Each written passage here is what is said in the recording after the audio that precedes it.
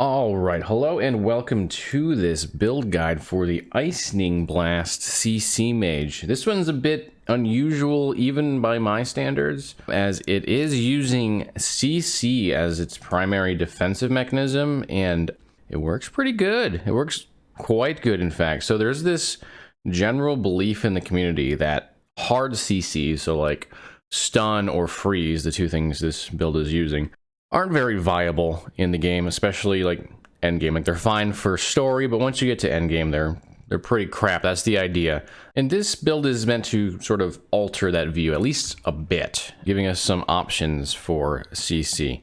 You can see in the footage that it works quite well, even later in the game. It's very survivable, and it's a pretty fun build to play. So if you're someone who really likes CC builds and have felt like something's been missing from LE because you don't really have a good one, give this one a shot. I think you'll really enjoy it. All right, with that being said, let's go into what are the pros and cons of this build specifically. So first off, it has decent move speed. It has Stormtide as one of the uniques, and Stormtide has 30% increased movement speed plus a movement speed base, which alone is plenty to give this a pretty decent ability to move around. Also, it uses teleport, so maneuverability, it's pretty high on that list. It also has very good survivability because of the CC that we're using. In fact, it's so good that not even intending to do so, I didn't die with this character until about level 70, and the only reason I did die at level 70 is because I'm an idiot who forgot to turn on the autocast of my Flame Ward. So I would have went even longer if it weren't for that. So yeah, if you want to play a character who doesn't die very easily, this one's up your alley. It's also easy to play. The rotation is quite simple. And stun locking stuff is just fun. Like, this is a combo stun freeze. But having things just locked into place, can't get to you no matter what they do, it's enjoyable. All right, so as far as cons go, it's got pretty marginal DPS as far as at least my builds go. The DPS is definitely not going to impress. There are certain enemies in the arena especially that take some time to kill, but I have made some adjustments that have made it quite a bit better than it could have been. And so it's not like you're gonna just really hate your life with this build, especially on trash. It's perfectly fine on clear speed. Just don't expect it to be up anywhere close near the top. It's just not. It's meant for CC. DPS is kind of secondary. The other con is that it needs some uniques and some stat stacking on crafted items in order to really shine, really play well, at least in the end game. So you do have to do some work to get it up to speed with the gearing. So it's not going to be something you can just plug and play, just like, hey, throw in the skill tree. You've actually got to do some work crafting, do some work making sure you farm the uniques. There's actually one other major con that I almost forgot to list on here, and that's how CCs generally work. These hard CCs does limit this build to some extent. So it's a little bit different for both shock, which relates to stun, and for freeze. So right now, shock has a bug. It's not actually in the shock itself, but in certain enemies aren't properly affected by shock, and that's the one that's going to go away, 0.7.8, which should be releasing here relatively soon, in the next week or two. But for now, know that some enemies don't get shocked properly, and so they don't stun properly. The bigger issue really is with freeze, though. The way that the freeze calculation works, it's based on health. Shock is too, but because of the way we apply shock, it's not limited in the same way. But for freeze, because of how strongly it's tied to the enemy's health and there's no real way to mitigate that problem, you're going to not be as capable of freezing later on. So what I mean by later on is like late arena. It doesn't really affect Monolith much because Monolith doesn't scale the same way Arena does.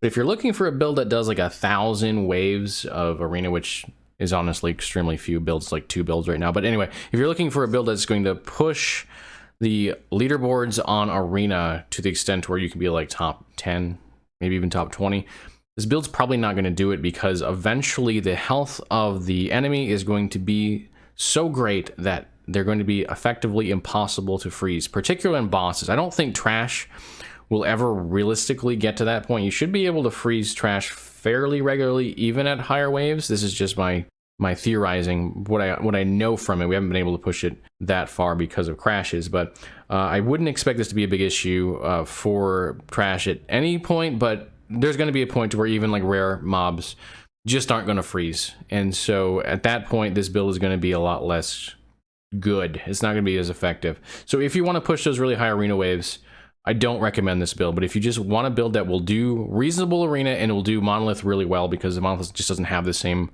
problem with HP scaling, this build should cut it just fine for you.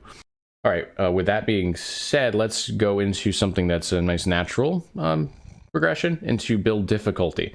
So on this particular build, I'm calling it advanced, but I'm only doing that because of the gear requirements.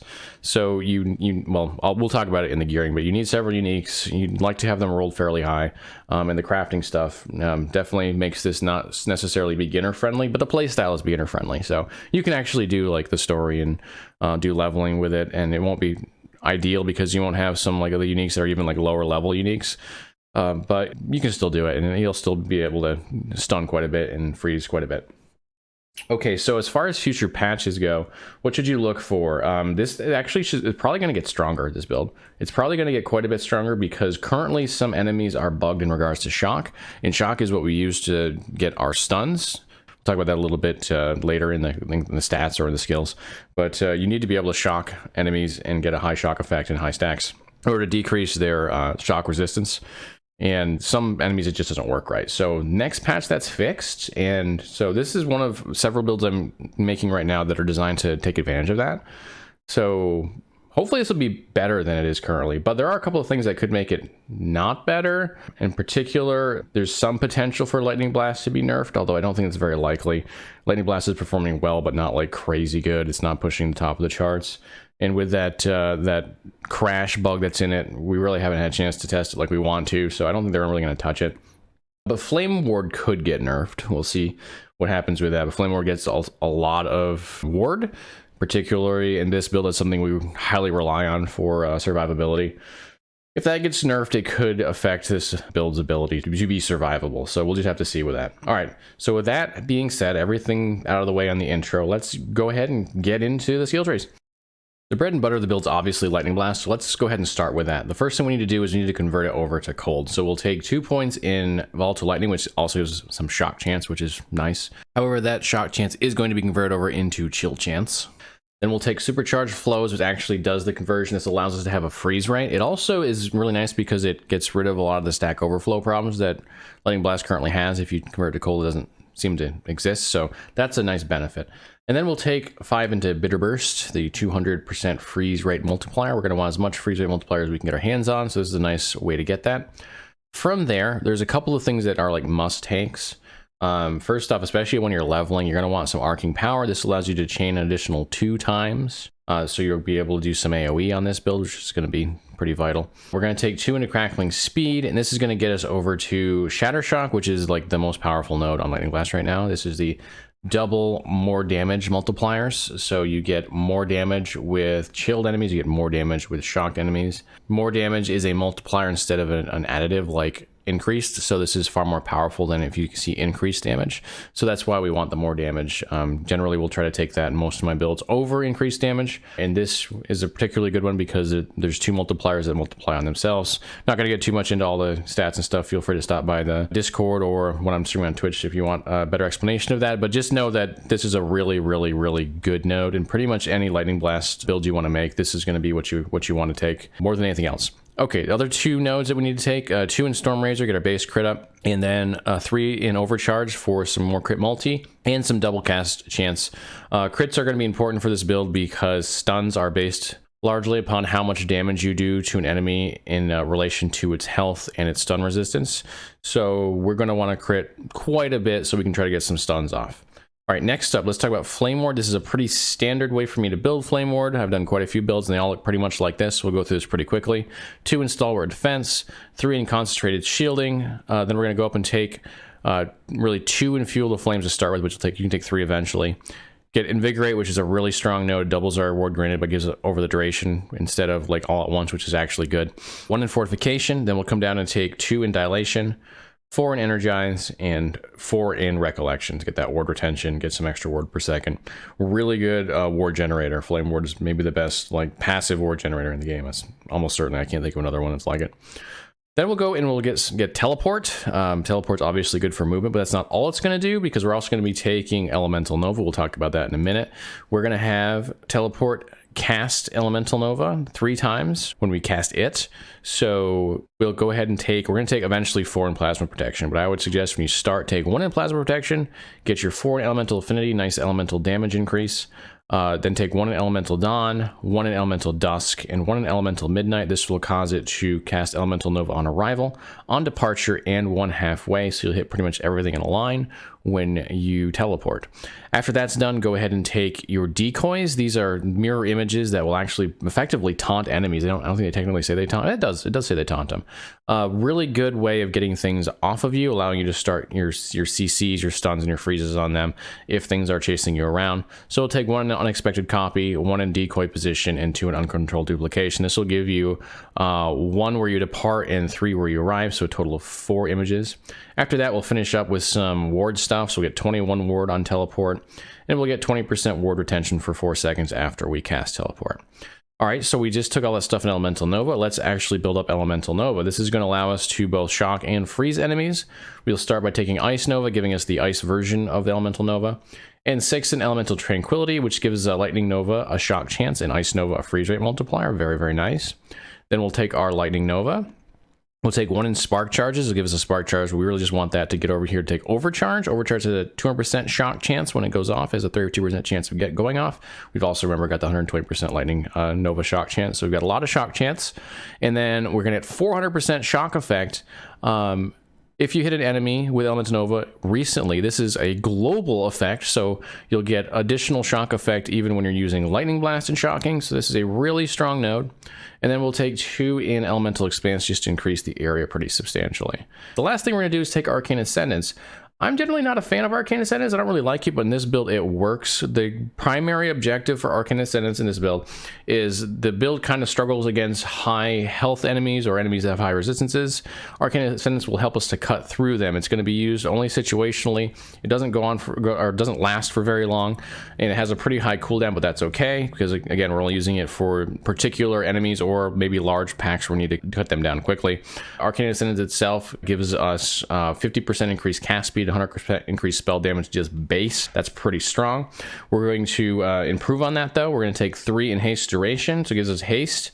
What we really want is Acuity. It's going to give it a cooldown, but now it no longer drains mana. So the first one's going to give us 4 spells, but then we're going to take 2 in this in Cunning to get 8 additional spells and additional cooldown. So it's going to have a larger cooldown, but you're going to be able to cast, I believe, 12 spells before it drops, and you won't be wasting mana, which is really good because this build doesn't really have a good mana generator. Once you've done that, you're going to take Higher Plane, increase spell damage, get Superconductor, which allows it to cast Lightning Blast automatically while it's active, and then 3 in Closed Circuit, which increases the frequency that it happens. This is a pretty significant damage increase when you use it, so that's pretty nice. Then we're going to go over and take Slow Breathing, which is really kind of useless, but it's going to get us over to Shocking Expanse. A 250% shock chance against distant enemies, and usually you will be going for distant enemies. So this is a really beneficial thing. That's a lot of shock chance, especially with the amount of shock effect we have, which is like 1,000% on this build right now. So that's pretty powerful. And then we'll finish off with just a little bit of cooldown recovery. This is actually about a 1 second decrease, which is pretty nice. And that will cover all of the active skill trees. So actives are covered. What about passive skills? There's actually some pretty powerful stuff in here. So let's start with the mage base class. Not a whole lot of powerful stuff in the base class, but we got to get through it. So here's what we're going to do. We're going to do 8 points in Scholar, largely for the mana, not for the health. The health is not especially useful for us. Hopefully we won't be getting through our ward. But the mana is good to get us over that 200 mana threshold that we're going to use later on in the Sorcerer passive tree for some extra benefits. We got 6 of 8 in Arcanist, 6 Intelligence, 24 Elemental Process is largely for the Intelligence. Intelligence is great because of that 4% increased damage, spell damage, but also 4% ward retention per Intelligence. Take 1 point in Reactive Ward, which will just open up Warden, which we're going to be taking actually next. This is the last part of it. Plus 50% ward retention, which is pretty solid. Okay, now we can go straight to Sorcerer. We're not going to touch Spellblade because it's not synergistic with Sorcerer at all. So we'll go straight up. We're going to take 8 points in Calculated Destruction, 160% increased spell crit chance. As talked about before, crits are really good because they help us with the potential for stuns. 5 points in arcane momentum, increased cast speed on recent spell casts. This will help us to get off a lot more casts a lot more quickly. 7 of 10 in wisdom, 7 intelligence, 21 mana, just similar to the base class when we've taken those. We're going to take 8 in cryomancer, increased cold damage and freeze rate multiplier, both very good for this build. We're going to take 5 in Whirling Snow for the chill chance. If you'll remember, in our Lightning Blast, we get a multiplier of damage for chilling targets. So having a base amount of chill, hopefully about 100% or so, guarantees that we always have that multiplier going off. Once we've done that, we can take 8 in Arcane Avalanche, so a more freeze rate multiplier. It's also a nice little oh shit button, so to speak. Nearby enemies are frozen. 8 nearby. If you go under half health, hopefully this won't happen very often, but if it does, this will be a nice way to get away from some melee attackers. Once we have done that, we're going to go back to these. We're going to take 8 in Elemental Ascendance. This is for the stun chance. Stun chance works really well with our shock chance. There's two sides of the coin. If you have increased stun chance and the enemy has decreased stun resistance, well, that's really great. So this gives us that. Plus, hey, we've got also 40% increased elemental damage and 40% increased elemental prot. So this is just a really good node overall. Then we're going to take 8 in Arcane Current. 400% increased shock effect is pretty huge. This is a great node. We're gonna grab that one. Then we're going to take Archmage, 5 plus 5 adaptive spell damage, but you're going to get over 200 mana, so you're actually going to have plus 15. Once that's done, we can go back. We can take 1 in Crackling Precision for the increased crit chance, and then 5 in Arcane Obliteration for the 50% spell crit multiplier. Once you've done that, there are a couple other nodes here that are worth taking as you continue up. I think I'm like level 70. Let's see, what am I, 73? So there's still quite a bit of room. Where I would start with this is you can take the 7 points in Crackling Precision. That'll give you another 70% crit strike chance, which is quite good. And Recollection is nice for that cooldown recovery speed for both Arcane Ascendance and for Flame War. That's going to be a pretty solid node. Once you've done that, it's pretty much your taste at that point. You can take, there's a lot of choices in here. Those are the really big nodes, though. Let's see, one of them that's pretty decent is Chronomancy for that shock and chill duration. And it's also got Vitality on it, so that's really nice. Also, Spell Slinger's nice. We have to spell damage and increase cast speed. Any one of those would be good to finish out if you're planning on going all the way to level 100. Next on the docket is gearing. So let's start with the arguably most important part, which is the weapon. If you can manage to grab yourself a nice frozen ire with highly rolled stats, especially freeze rate multi, this will serve you well for a very long time. In fact, it's basically viable the entire game. You probably can get some better rolled crafted or better crafted stuff late game. I'll show you a couple in a minute. But if you can get this, this is going to get you to like the 70s. And you can't wear it to level 33, so some of the stuff we'll talk about with these better crafted items that I'm going to show here in a minute also will apply if you don't have Frozen Ire. But if you can get it for sure. It's really good. Okay, so once you've gotten to the 70s, or if you don't have Frozen Ire, get yourself a nice wand, or you get yourself a nice staff. Generally like wand better because I can run it with an offhand catalyst with base spell crit strike, which gives us more large hits, which is good for stuns. But staffs do hit quite a bit harder just in base. So I really think this is about 6 one and a half dozen the other. I've been experimenting with both, and I think they're both relatively equivalent. So if you're going to go wand, actually, if you're going to go either, they're basically the same thing. You're going to get cold, spell crit, chance to shock, and freeze rate multi. If you're running a wand, you could replace increased cold damage with spell damage and minus spell mana cost, because you can run into some mana issues with this build, and that will basically alleviate them completely. That's basically preference. Whether or not you want to manage your mana or not is really up to you. If you run a staff, I wouldn't actually suggest the staff I've got. I suggest the tier up from it, which already has a built-in spell mana cost. But again, it's going to be spell crit strike, increased cold damage, freeze rate multi, and chance to shock. The other benefit of running a two-handed staff is the chance to shock and freeze rate multi are going to be way higher than if you're going to run a wand and a catalyst. But if you're going to run the wand, here's the catalyst. Get that base spell crit chance, increased spell crit strike chance. Crit multi is really good. Freeze rate multi, and then I've got mana on here for the 200 mana threshold for the passive tree. If you've already got that, you could put anything else on here, anything that seems like it works for you. The 3 big ones are the first 3. Okay, once you've got your weapon all sorted out, there are a couple of uniques that this build basically requires. One definitely requires. That is Stormtide. The increased shock effect on this is huge. It's just massive. Unfortunately, we won't benefit from chance to shock and lightning hit because we have converted Lightning Blast to cold. But that shock effect is still very much worth it. So we're still going to wear these. If you can get a really high increased shock effect. Nice thing about this, you don't have to worry about the chance to shock. But if you get the increased shock effect at a really high level, definitely put them on. Put them on anyway, even if you get a not so high one. The other one in here is going to be Snowblind. This is an interesting one. It's got freeze rate multi on it. It's got cold protection. It's got armor, chance to chill on hit with cold, and chance to blind on hit with cold. Chance to chill and chance to blind are very nice. They definitely benefit this. That freeze rate multi is probably the biggest reason to take it. This one's fun for me because if any of you watched Apprentice Corner's stream not too long ago, along with McMagic, they were ranking uniques and they ranked Snowblind as vendor trash. And so, sorry to say, guys, it's not quite vendor trash. It's a little better than that. This build is one example of how you can use Snowblind in an endgame build. All right, once you've gotten through your uniques, let's go to idols. So the things you want for your idols generally are cold damage, especially that double to 300% mana one. Actually, I don't even, yeah, there's one. That's really good, but you can see even here. If you want to push the 300 max mana, I haven't done that on this build. It would take some reworking, but either way, there's 300 max mana or there's the regular. They're both really good for increased cold damage. You also want shock chance, freeze rate. There's no freeze rate on this one because I've got all the larger idols, but if you can get freeze rate, that's a good thing to put in here. I would actually say chance of shock is slightly better though because the stats are better. But if you don't have those, then go with the freeze rate. And if you can't get any of those three, then ward retention or ward when hit are also good options. Okay, what about stat priorities for your crafted items? These are very, very important. So glancing blow to 100% as pretty much every build. After that, your number 2 is freeze rate. You can see I've got a lot of freeze rate on that one. I've got a lot of freeze rate all over the place on this. Let's see, there's freeze rate. There's freeze rate. Freeze rate. It's just all over the place.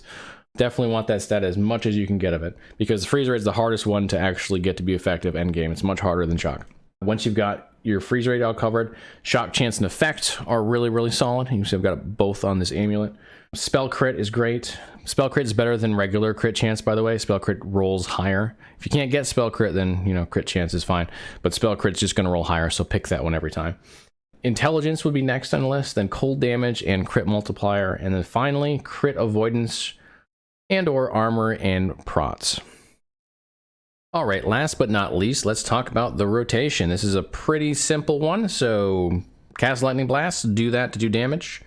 You can use teleport to get around, but also to shock and freeze enemies by teleporting over the top of them.